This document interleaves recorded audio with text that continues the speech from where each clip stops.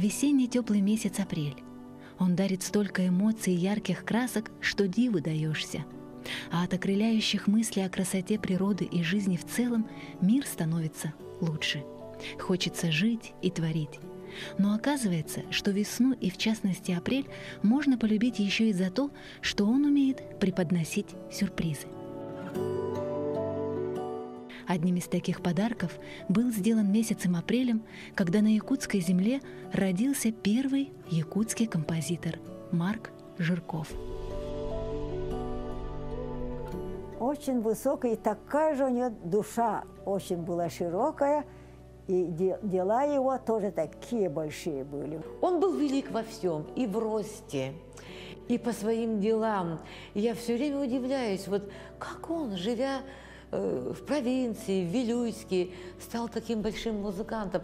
Кстати, люди, рожденные именно в этом месяце, сочетая в себе живой темперамент, подвижность, активность и впечатлительность, способны верить в чудо и создавать его сами.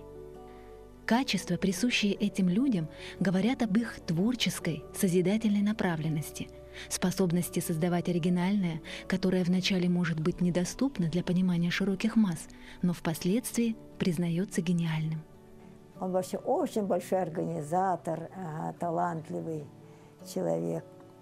Был человеком университетом, музыкальным университетом, потому что он мог играть на музыкальных инструментах. Он, значит, занимался созданием первых оркестров у нас в Якутии. Размышляя о его шагах, конечно же, венцом этого всего была опера «Ланхо Нюргун Батур стремительный». Народному эпосу посвящена и первая якутская опера композитора Жиркова «Нюргун Боутур» «Богатырь Нюргун». Арию Туярыма По исполняет заслуженная артистка республики Егорова.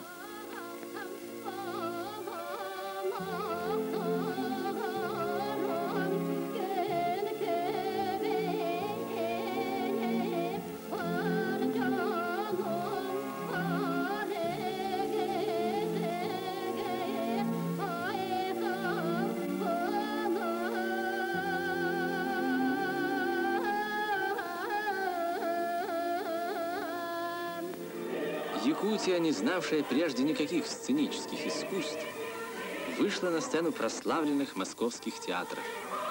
В эти дни ожила героическая народная легенда о славном богатыре Нюргун-Ботуре.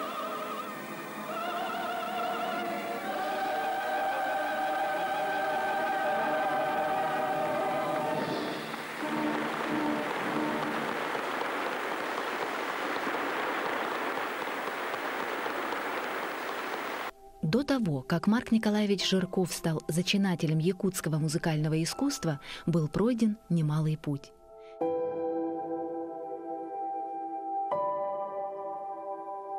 В 1899 году он поступил в Вилюйскую казачью школу. В 1903 поступил в Якутское реальное училище. За 2 года учебы он усвоил музыкальную грамоту и впервые научился играть на скрипке, которую ему подарил купец Прокопий Николаевич Попов.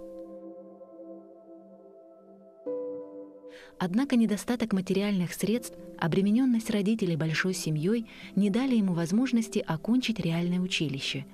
В связи с этим осенью 1908 года он приехал обратно в Вилюйск и сразу же поступил в 3 класс высшей начальной школы, где смог продолжить свои занятия музыкой и, будучи 17-летним подростком, создал первый музыкальный оркестр.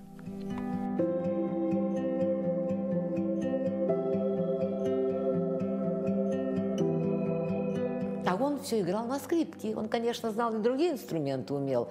Но вот есть такие воспоминания родственников Татьяны Щербаковой-Кугаевской. Она, значит, все вспоминала, как ей рассказывала его жена Алексеевна Алексеевна, как она рассказывала, как он ухаживал за ней, как он играл на скрипке перед ее окном, как она стояла сзади вот этой занавески и слушала все это.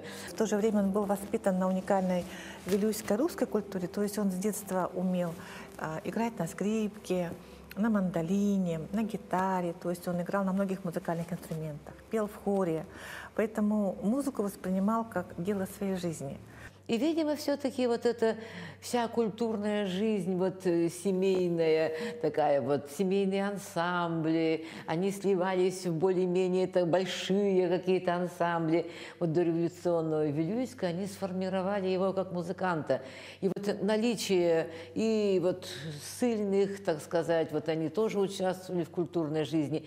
Потому что якутская культура музыкальная до прихода русского населения, она была многоголосная, монодийная. То есть мышление было вот в рамках системы музыкальной культуры вот, как бы ограничено определенным диапазоном, жанровыми направлениями. Это вот два основных музыкальных стиля — дирити и дегерен, и аланхо музыкальные вот, исполнение ставки считаются тоже жанрами музыкального фольклора. Вот. А впоследствии, когда уже здесь у нас появились представители русского населения, казачества, разночинцы, полицейные, они привозили с собой музыкальные инструменты, ноты, музицировали, потому что действительно наши долгие якутские вечера нужно было чем-то занимать, одухотворять жизнь вокруг себя. Вот поэтому они привозили с материка вот привычные для них формы музицирования. И вот все это владение инструментами действительно, оказывается, очень благотворно действует. В 1911 году началась трудовая деятельность Марка Жиркова. Работал писарем в различных учреждениях. В период работы учителем пения в свободное время занимался музыкальным самообразованием, записывал народные напевы, пытался создавать песни на их мотивы. Созданный им оркестр сопровождал все революционные праздники и вечера. В 1921 году в Вилюйске при Народном доме под руководством Марка Жиркова были организованы драматический кружок и хор. Поэтому здесь часто проводились музыкально-литературные вечера, ставились русские и якутские пьесы и постановки. Он великолепно говорил и на русском, и на якутском языках, писал одинаково правильно. То есть он был билингв, и очень вот редко бывает, вот, особенно в то время, люди, которые были так грамотны, так осведомлены. В 1933 году Марк Николаевич Жирков был командирован правительством Якутской АССР на учебу в Московскую консерваторию имени Петра Ильича Чайковского. По окончании композиторского отделения Жирков возвращается на родину, создает первый якутский национальный хор при Якутском драмтеатре и становится его руководителем. И вот он вернулся и вот начал особо на другом уровне организовывать нашу музыкальную культуру, наше учреждение музыкальной культуры. Он явился человеком, музыкантом, который соединил в себе две музыкальные культуры. Это якутскую и русскую, европейскую в виде русской музыкальной культуры. И сам, будучи выходцем из города Вилюйска, а там уникальная культура, сплав казачьих, русских традиций, якутского вот местного населения, да, и удивительно, что у него и отец хорошо исполнял аланхо, и бабушка была сама очень хороший знатоком фольклора. Поэтому Марк Николаевич сплавил в себе это воедино, слил, и вот как-то в его фигуре, в его творчестве вот удивительный такой симбиоз произошел, синтез. И это очень важно оказалось именно на том историческом этапе времени, когда необходимо было якутской музыке выйти вот на этап формирования профессиональной музыкальной культуры. И впервые вот это сделал именно Марк Николаевич. Именно этот Баганой, что называется, да, этот музыкант, который всю жизнь увлекался скрипкой, вдруг понял, что уходит. Сам себя назначил фольклористом и стал собирать вот эти напевы. Причем, поскольку он уже организовал и хор, там, и преобразовывал его внутри театра, значит, в разные формы, все это какой-то музыкальным коллективом он назывался. И в конце концов он даже создал уже театр-студию. И вот мы, его дети, вот не видели вот так просто проходящим. Видимо, он то занимался с солистами, сам вез на себе хор. Понимая всю важность вхождения Якутии в общероссийский и мировой музыкальный процесс, Марк Жирков перевел язык якутской народной музыки на ноты, с тем, чтобы ее слышали и понимали на всех континентах мира. Это и стало делом всей его жизни.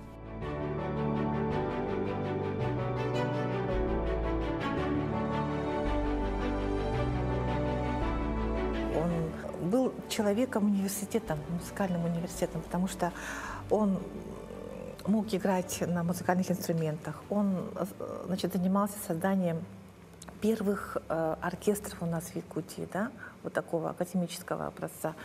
И у себя в Вилюйске, и здесь, в Якутске, в Якутском драматическом театре. Также хор национальный, откуда зародился вот наш ныне Государственный театр оперы и балета, вот был создан именно Марком Николаевичем в недрах Якутского тогда драматического национального театра. И именно в недрах Якутского драматического театра был выписан вот первый музыкально-вокальный коллектив, из которого вышли все первые оперные солисты вот нашей республики. Это и Анна Егорова, Екатерина Захарова, Надежда Шепелева, Анастасия Лыткина. Они все являются учениками той музыкально-вокальной студии, которую организовал Марк Николаевич.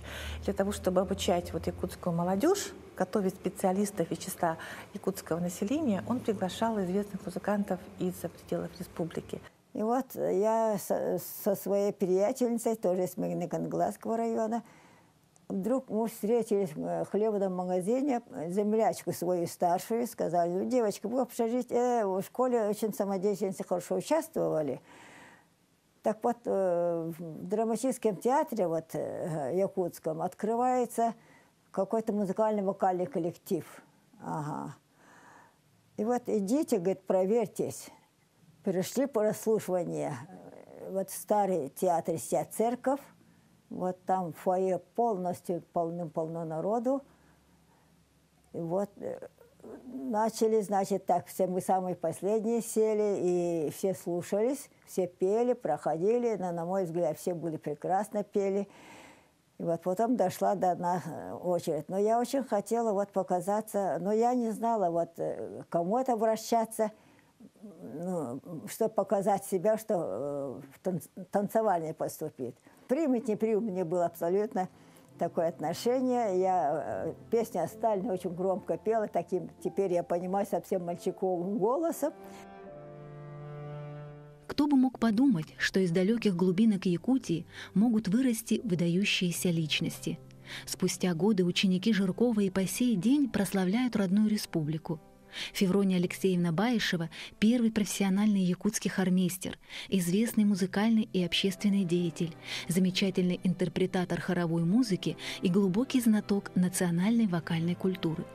Все это стало возможным благодаря организационным способностям Марка Николаевича, который всеми правдами и неправдами привозил в Якутию талантливых педагогов.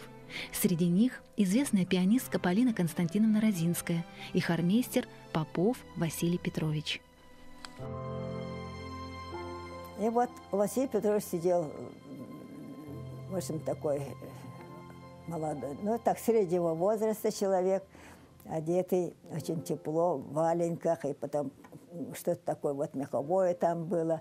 В общем, он проверял за роялем. А я впервые увидела этот черный рояль, думаю, что за звуки? Он мне дает звуки, и вот я заглядываю, что за звук оттуда выходит, чего? Мне было интересно. Крыша-то открытая, и вот. А он поет, мне вот так видно, поет, вот видно так петь. А у него такой низкий бас, а я, у меня ничего не выходит. Не выходит. Потом вдруг слышу, за столом, видно, еще комиссия сидела, женский голос пропел высоким звуком. Я поняла. И вот стала я проверять, петь так. Тогда он меня очень мучил. Оказалось, мы приняты. Мы так удивились. Я не знаю, откуда мы знали. Обнялись и говорим: о, солистка, хористка Погорелова театра Диди. Вот смеялись, обнимались, ужасно. От радости так хохотали, я даже не пойму, откуда мы это такие слова знаем. В общем, таким образом мы поступили, и мы стали петь в хоре.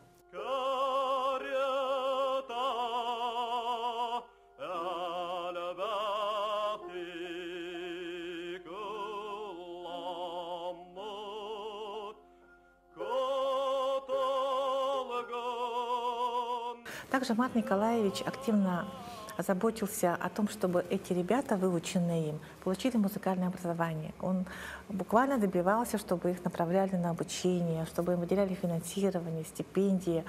А ребята, собственно говоря, здесь проходили буквально очень такой ускоренный курс обучения, приезжали туда. Конечно, как они могли сравниться с обучающимися из регионов центральных, которые прошли музыкальную школу, музыкальное училище. Нужно было договариваться, чтобы этих студентов принимали, потому что эти так к нам как бы сюда не приедут, а наши местные специалисты приезжали, работали, и во многом благодаря вот их деятельности был такой большой прорыв в якутском искусстве и культуре. Это вечера якутского искусства 1957 года. Это были волнующие вечера якутского искусства и литературы в Москве.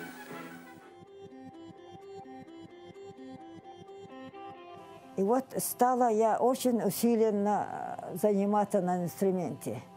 Я решила стать вот так же, как Василий Петрович, учить музыкальную грамоту, сольфеджио. Мне это как-то легко давалось, я решила, что я тоже смогу, наверное. А мне уже 16 лет. Себе уже подумала какую-то будущую такую профессию. Решила, чтобы этот стать профессией получить, надо поехать учиться. Однажды юная Феврония услышала, что в город Свердловск отправляют на учебу певцов. И решительная девушка тут же напрашивается на прием к начальнику управления по делам искусств при Совете народных комиссаров Якутской АССР Семену Сюльскому.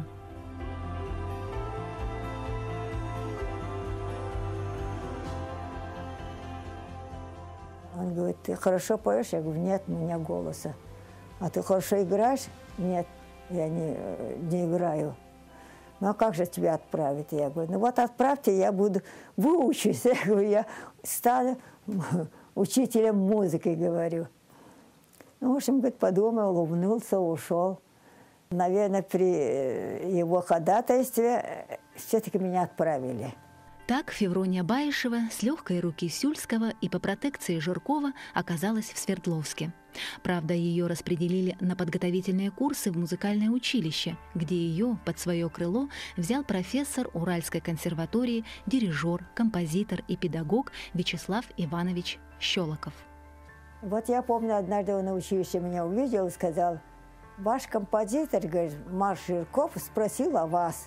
Я так удивилась, но он, видно, видите, интересовался. Марк Николаевич никогда не оставлял без внимания студентов, которые получали образование за пределами республики. Ведь он по-прежнему мечтал, чтобы якутская молодежь, отучившись, обязательно возвращалась на родину и продолжала свою просветительскую работу уже на местах, распространяя любовь к музыке во всех уголках Северного края. Об этом мечтала и Феврония Баишева, которая продолжила свое обучение на национальном отделении в дирижерско-хоровом классе Московской консерватории.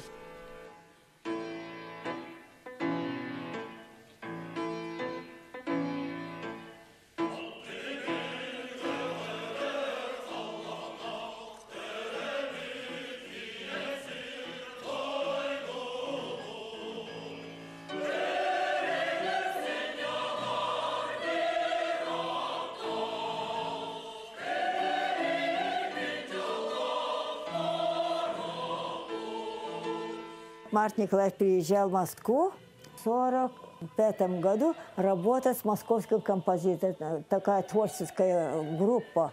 Там много наших и поэтов, вот Чалган, и Избеков, артист драмы, но он тоже либретист, и Сорна Моллан.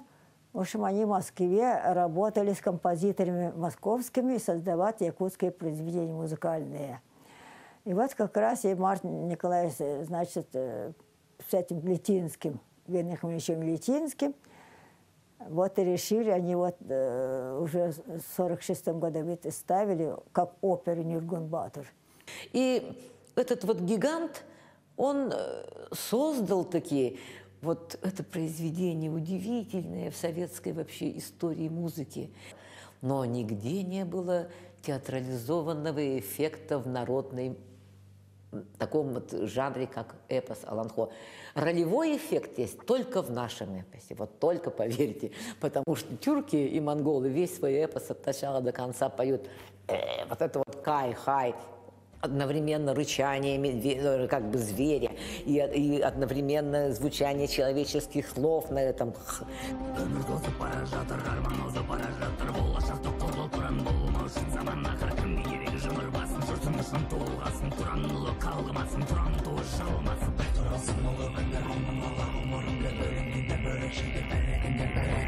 А тунгусы тоже пели какие-то отдельные песни, но учитывая уровень развития шаманизма у эвенков, эвенов и якутов, это две разные стадии. Вся эта вот система обрядов жизненного цикла только нарождалась. И там песни, если посмотреть, их не так много, как в якутском эпосе. Тут все ритуализовано. Тут и если нет детей, то просят, устраивают обряд испрошения детей. И обязательно поют. Ведь пение это считалось особым сакральным языком общения, коммуникации вот с теми силами, покровительствующими тебе. Как он просто все тогда еще вычленил, когда еще мало писали об этих вещах этнографы.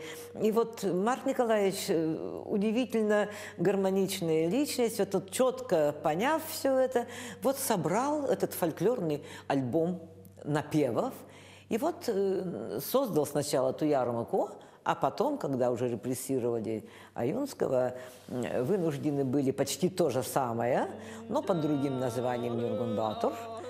Так творческий тандем якутского и советского композиторов принес свои плоды, и в 1957 году первая якутская опера Марка Жиркова и Генриха Летинского «Нюргун Ботор» была с успехом представлена в рамках первой декады якутской литературы и искусства в Москве. Якутские артисты получили высокую оценку российского и всесоюзного зрителя. Если во всех остальных направлениях более или менее ситуация была как бы определена, да, вот особенно якутская литература, якутский театр, то с музыкой было сложно, потому что, еще раз говорю, у нас не было специалистов. А приезжать сюда люди, соответственно, хорошо образованные, грамотные, ехали с большой неохотой. У нас еще не было никаких учреждений, структур, которые бы способствовали формированию вот музыкальной культуры. И вот всем этим в Якутии озаботился вот созданием вот этих вот явлений именно Марк Николаевич Жирков. И я подчеркиваю, что вот в этом его великая заслуга. Он понимал важность вхождения нашей республики в общий российский и мировой культурный процесс. А то, что делалось в театре, все от него шло. Да, все так что преклонялись, но он был простой, очень простой человек. Со всеми разговаривал, со всеми улыбался. Очень добрый, очень большой. Как у театрального ребенка у меня хранятся совершенно бесценные воспоминания о этих великих деятелях искусства, которых мы видели, ну и называли их дядями, тетями, но Марка Николаевича нет, никто не называл его там дядей или так фамильярно, что называется. Он, конечно, огромным был, каким он высоким. Представляете, 3-летний ребенок я, да, вот он в моих глазах казался великаном. И вот он наклонялся надо мной, такая глыба, брал так меня легко, как пушинку, поднимал наверх к потолку, и что-то там, я помню, что-то басит внизу, вот там он в вытянутых руках меня держит. И вот это вот до сих пор даже у меня сейчас вот пошла какая-то, ну, как называется это вот... Нет, не дрожь, а озноб какой-то вот идет, вот, да, а тогда просто у меня в животе очень щекотало, и я даже боялась этого. Но вот теперь это для меня просто одно из тех воспоминаний, которые... Он был велик во всем, и в росте, и по своим делам. Марк Николаевич был уникальным человеком в том смысле, что он совмещал в себе много ипостасей. Вот уже говорили о том, что являлся композитором, потому что необходим был репертуар для вот созданного им музыкально-вокального коллектива. Он писал музыку к постановкам Якутского драматического театра, где был музыкальным руководителем. Для того, чтобы это писать, он понимал, что нужно собирать якутскую народную музыку. Он ездил по районам, собирал вот эти напевы, записывал и на основе их создавал свои произведения. Вот как говорил Глинка, музыку пишет народ, а мы только ее аранжируем. И удивительно, что он учеников своих, он им советовал, чтобы они ездили вот к себе домой на каникулы и оттуда привозили услышанные, интересовались новыми напевами, привозили и ему напевали, он их фиксировал. Он давал задание: вы услышите песню новую, ну народ поет, да, выучите и текст, и мелодию. И вот, а потом он задавал задание: вот поэтов стихи читайте, какие стихи понравятся, создайте мелодию. Споете, я запишу на ноты, потом, значит, аккомпанемент сочиню и буду играть вам. На концерте вы будете сами петь. Да. В общем, такой деятельный, конечно, это суметь действительно поставить. Никого ведь не было, кроме него. А он собрал около 500 мелодий со всех районов.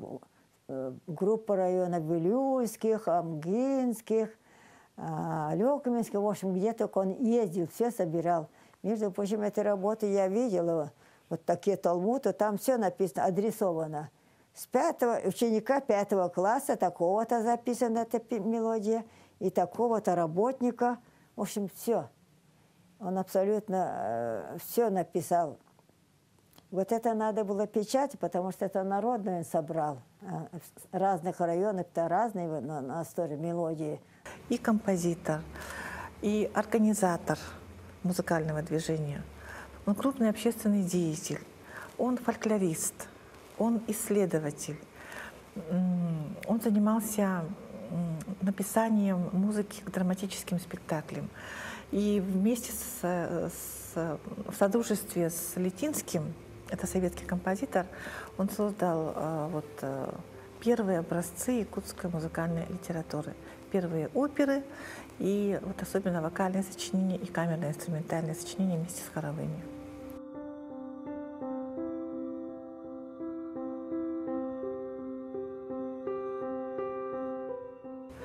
Но после Марка Николаевича Жаркова был долгий период, когда у нас не было своих композиторов, потому что композитор — это автор, это демиург, это человек, который сочетает в себе очень большое количество знаний. Например, если он пишет оперу, в его голове должна быть композиция всего этого произведения.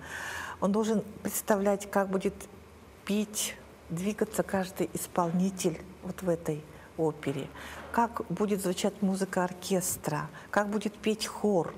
И партитура расписывается на каждый инструмент. Для композитора очень важно, чтобы его произведения издавались, конечно, потому что если что написано останется в столе, то как бы его труды оказываются напрасными. Вот жалко, что до сих пор, вот, до 125-летия, вот эти произведения еще не изданы. До настоящего момента получилось так, что у Марка Николаевича практически не было издано его сочинений. При жизни только один нотный сборник, часть из собранного им, вышла в 1948 году. Второй сборник вышел в 1958 году и включил частично музыку вот из первичного сборника. И, собственно говоря, вышла потом опера «Нюргун Ботур». Это 80-е годы, и после этого почти 70 лет ничего. И это очень жалко и печально, потому что композитор жив, пока исполняется его музыка. Причем вот сейчас, когда у нас есть и высшая школа музыки, и филармония Якутии, и хоровые коллективы, они нуждаются в этом репертуаре, который находится вот в архивах Национальной библиотеки. У нас хранится очень ценная такая рукопись балетной сюиты Якутии. И здесь вы смотрите, вот здесь 9 балетных сюит. Если сказать, что вот остальные работы, балетные работы Жиркова и Летицкого ставились на сцене наших театров, а вот балетные сюиты Якутии нигде еще не ставились. Среди его работ самое большое место, конечно, занимает его научный труд «Якутская народная музыка».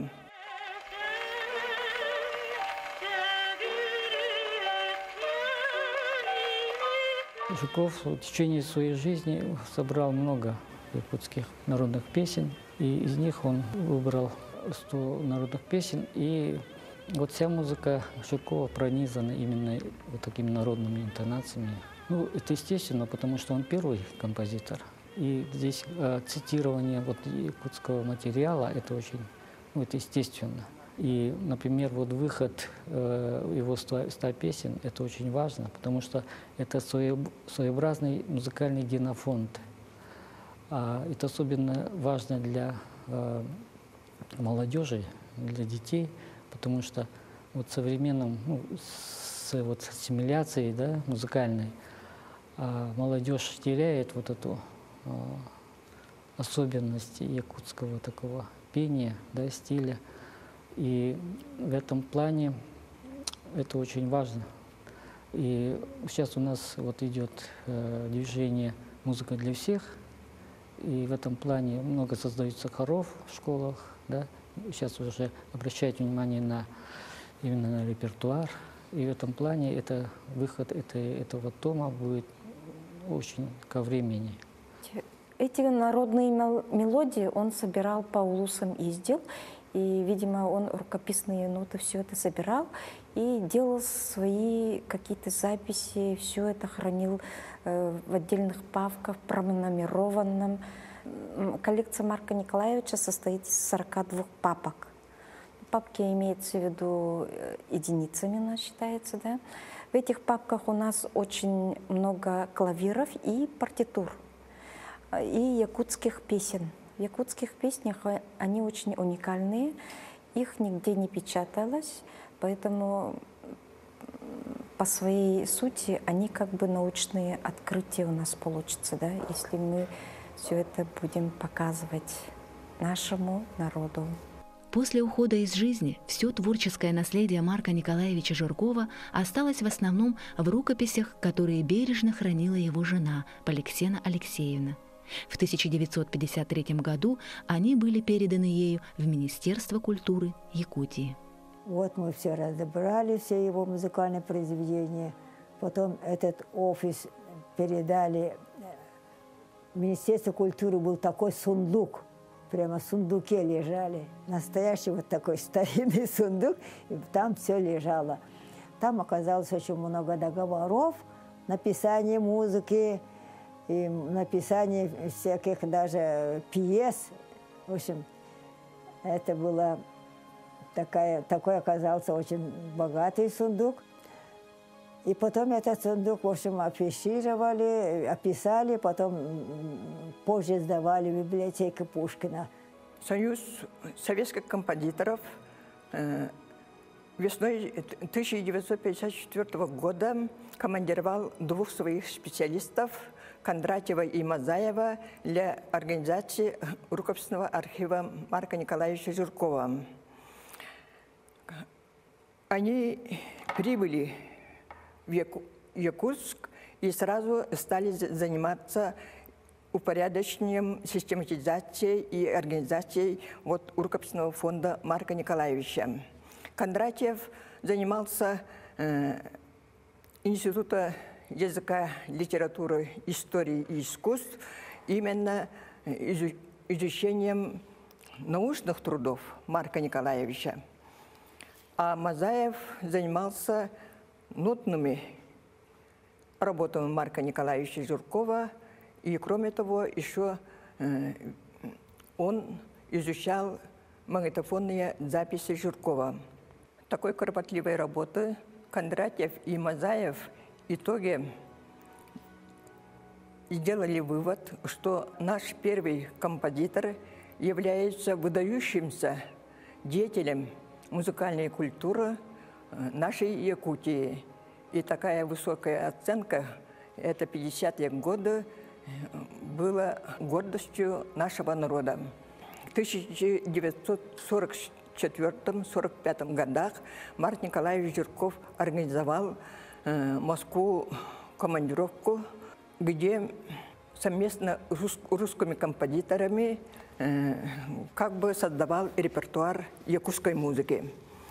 И поэтому в эти годы русские композиторы, где-то около 23 человек, совместно работали с бригадой Марка Николаевича Жиркова и создавали очень много произведений совместных. Сделано много интересных находок. В частности, считается, что у Марка Николаевича было только 2 балета: «Полевой цветок» и «Алый платочек» в соавторстве с Литинским. И вот нами была обнаружена партитура совершенно неизвестного сочинения «Балетные сцены Якутия». Это, по сути, балет под авторством Марка Николаевича Жиркова. Причем в описи вот этой коллекции указывается, что, возможно, был неизвестный соавтор. Но это еще будет рассматриваться, изучаться этот вопрос. Здесь 9 сцен: вступление, пантомима «Кукушка», танец терхов, воинственный танец «Бабушка и лебеди», тема с вариациями, прощание, танец девушки и финал. То есть, по сути, это вот уже готовая музыкальная сюита, которая может быть исполнена как отдельное оркестровое сочинение, так и как отдельный балет. И мы думаем, что вот его издание и обращение нас, коллективу театра оперы и балета, с предложением осуществить постановки вот из этих вот новых находок, они, конечно, дадут много открытий, потому что все неизведанно и интересно, и как это происходило в 50-е годы, как это видел наш законодатель, основатель, основоположник музыкального искусства, это весьма и весьма интересно. Еще в 2014 году, например, ко мне обратился театр оперы и балета, и они не обнаружили рукописи балета «Сир-Семяра», который они захотели поставить. И тогда я еще соприкоснулся с его творчеством и занимался возобновлением партитуры его балета. Теперь этот балет уже поставлен, он идет. Вот. И вот с прошлого года я приступил к набору, уже цифрованию его наследия оперного и балетного. И там нужна была определенная музыкальная редакция, вот, и компьютерный набор текста. Вот. Сейчас, в принципе, вот клавиры этих 2 опер уже готовы. Их там надо довести до издания, и рассчитываем, что в этом году эти клавиры увидят свет. Но это необходимо сделать, потому что, во-первых, чтобы музыканты использовали их в учебных заведениях, в театре. Вот. Хотим видеть в перспективе постановку оперы «Сыгый Коренастыр». Эта опера на сцене еще не была поставлена. В 1947 году, 25-летию Якутской АСР, была радиопостановка этой оперы. И все, на этом. Когда вот листаете страницу, наверное, переживаете вместе с автором, да? Ощущаете какие-то его ощущения, ищете, сравниваете, что-то вот корректируете, да? В каком году эта песня написана, в каком году другая, опера, балет, увертюра, там, соната. Все произведения все равно через себя пропускаете и ищете. Как правило, рукописи — это рукописи. Там, конечно, при издании там нужна определенная работа редакторская. Это связано, может быть, с почерком, потом со временем. Сейчас уже сколько ноты пролежали, и там где-то вот стираются. И это все надо приводить в такой вот порядок, в нормы, редакторские нормы, издания нот. Очень уникальные, да, листочки уже такие сами слабенькие, приходится немножко в пыли сидеть. Каждую папку, единицу хранения надо перерабатывать, обрабатывать, тем, что Пыли очень много, да? Пыли много, приходится листать. Каждый листочек, он по-своему содержит какое-то сведение, да? Например, песня отдельно идет, каждой папке по несколько, по 100 песен, по несколько. И вот это все надо описывать, все это искать, находить, сравнивать те по тональностям, по голосам, да, но это уже все это надо изучать. Поэтому у нас называется научно-исследовательский центр.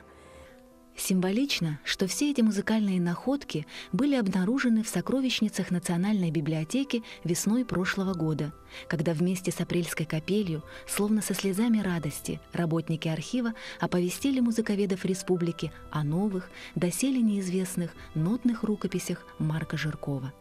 Но и на этом природа не перестает нас удивлять. Ровно через год, все тот же месяц апрель, преподнес очередной сюрприз в виде нотной рукописи с 6 песнями Марка Жиркова, датированные 1944 годом. Эта сенсационная для мира музыки находка была обнаружена в местности Хатын-Урях, близ города Якутска. Горожанка Наталья Кириллина приобрела дачу, бывшими хозяевами которой были родственники известного в Якутии врача-фтизиохирурга Григория Кокшарского, который, к слову сказать, обладал очень красивым голосом, лирическим тенором и был солистом высшей категории Якутского музыкального театра. Он с успехом пел как оперные партии, так и песни на русском и якутском языках.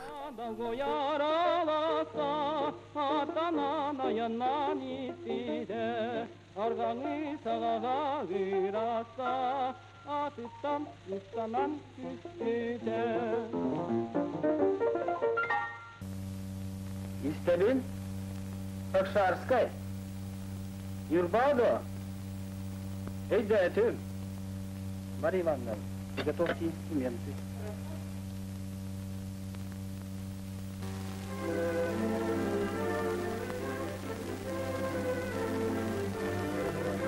Доктор Григорий Михайлович Кокшарский спас много жизней.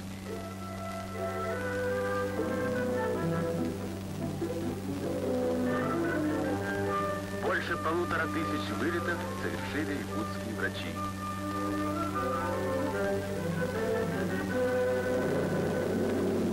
В республике много внимания уделяется охране здоровья трудящихся.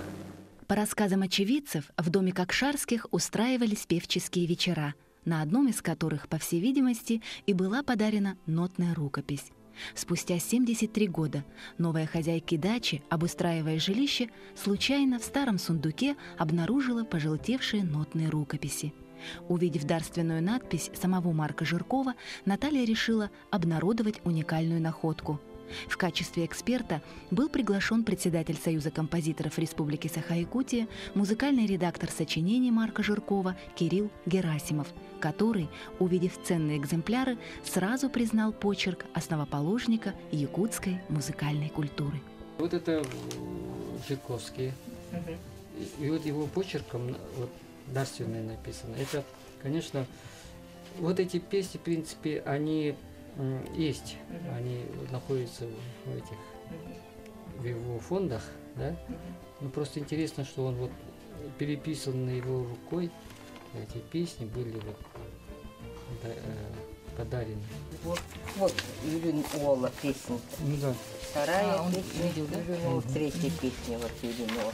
Это его же рукой написано. Это же его рукой, да, поэтому это имеет такую музейную ценность. Да, музейную. И вот текст-то тот же, да? Ну да, символично, что накануне его вот, такого юбилея вот такая находка и вот такое совпадение. Вот настолько это духовное богатство люди не понимают. Это настолько человека делает человеком, вот эта музыка. Это такой великий человек, действительно. Вот великих людей надо так много пропагандировать. Ну, Помимо того, что Марк Жирков инициировал создание Государственного национального хора, симфонического оркестра, музыкально-художественного училища, он еще был одним из организаторов первой детской музыкальной школы. И это был по-настоящему смелый и перспективный путь, ведь в годы войны сделать такое мог только патриот своей родины и истинный ценитель музыки.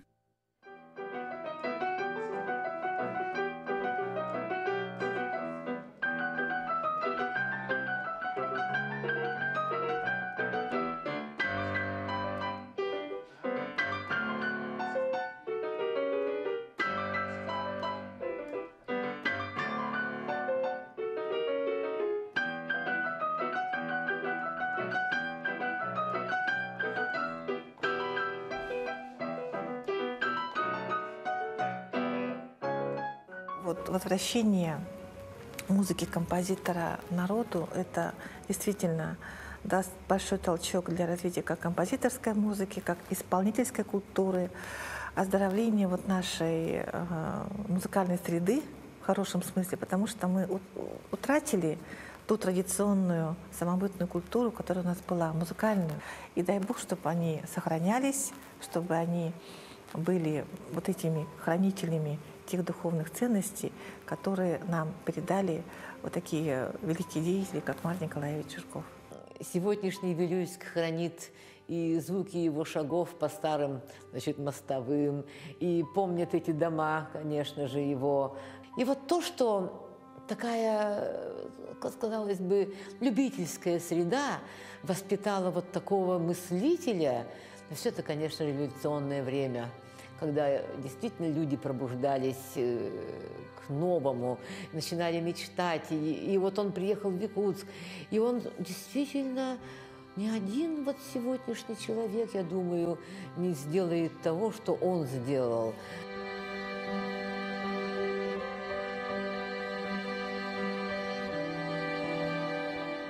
Трудно переоценить вклад в сферу искусства основоположника якутской музыкальной культуры, первого профессионального композитора Якутии, фольклориста, музыковеда, крупного общественного деятеля Марка Николаевича Жиркова. Сплотив в годы войны талантливую якутскую молодежь, воплотив в жизнь все свои музыкальные замыслы, он стал настоящим символом становления и развития музыкальной жизни Якутии, начиная с фольклора, заканчивая развитыми формами профессионального искусства. Марк Николаевич подарил нам прекрасные песни, а также хоровую, камерно-инструментальную, оркестровую и оперную музыку. Его наследие уникально и бесценно, ведь все песни и произведения преисполнены национальным звучанием и колоритом. Они знакомы нам с детства, трогают за душу и пробуждают щемящую нежность в душе.